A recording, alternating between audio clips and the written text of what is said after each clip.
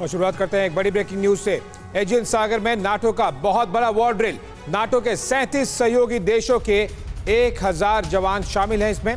और नाटो के war drill में तुर्की की सेना ने भी ताकत दिखाई है।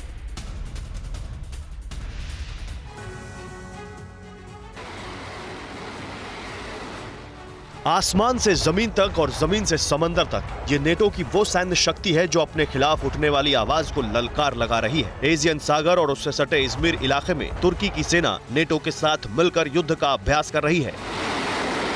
यह इस इलाके में नेटो का अब तक का सबसे बड़ा साझा युद्ध अभ्यास है। इसमें 37 देशों के 1000 से ज्यादा जवान हिस्सा ले रहे हैं। वॉर ड्रिल के दौरान टर्की की एयरफोर्स ने आसमान से आग की बरसात की और जमीन पर टारगेट को तबाह कर दिया। अगले ही पल एयर डिफेंस सिस्टम एक्टिव हुए और ताबड़तोड़ रॉकेट दागकर आसमान के अंधेरे को उजाले में बदल दिया।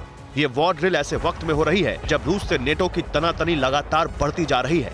लोकेशन के लिहाज से भी ये वॉर ड्रिल काफी खास है। दरअसल नेटो की सेना जिस जगह ये युद्ध अभ्यास कर रही है वो रूस के दबदबे वाले ब्लैक सी के बेहद करीब है। टर्की नेटो के साथ मिलकर युद्ध का अभ्यास तो कर रहा है, लेकिन रूस से उसकी दोस्ती भी जग जाहिर है। सवाल यह है कि अगर रूस और नेटो के बीच जंग छिड़ी तो क्या टर्की रूस के खिलाफ जाएगा?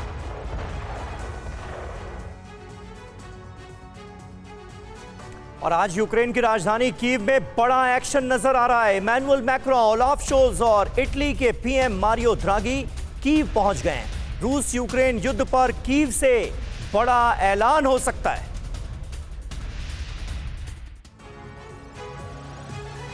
फ्रांस के राष्ट्रपति Emmanuel Macron, German chancellor Olaf Scholz और इटली के प्रधानमंत्री मारियो द्रागी, यूरोप की ये 3 बड़ी हस्तियां एक साथ ट्रेन में सवार होकर यूक्रेन पहुंच गईं। पश्चिम के 3 ताकतवर मुल्कों के राष्ट्रीय अध्यक्ष के इस कदम को यूक्रेन के प्रति एकजुटता के तौर पर देखा जा रहा है। मैक्रोन ने यूक्रेन पहुंचते ही कह दिया कि वो रूसी हमलों से तबाह हो चुके इरपिन जाएंगे, और यही हुआ भी। कीव पहुंचने के कुछ ही घंटों के बाद वो इरपिन पहुंच गए। रूसी हमलों ने यूक्रेन के इस शहर को तबाह कर दिया है।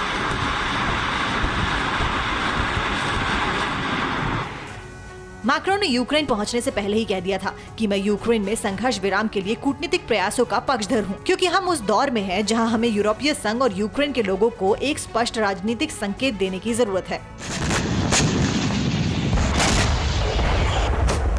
फरवरी के अंत में जब रूस ने यूक्रेन पर हमला शुरू किया था, मैक्रोन ने उस वक्त भी पुतिन से कई बार बात की थी। तब उनकी तमाम कोशिशें बेअसर रहीं, लेकिन अब युद्ध शुरू हुए लंबा वक्त बीत चुका है। रूस भी काफी नुकसान उठा चुका है। हो सकता है बदले वक्त में की गई शांति के लिए कोशिश काम कर जाए।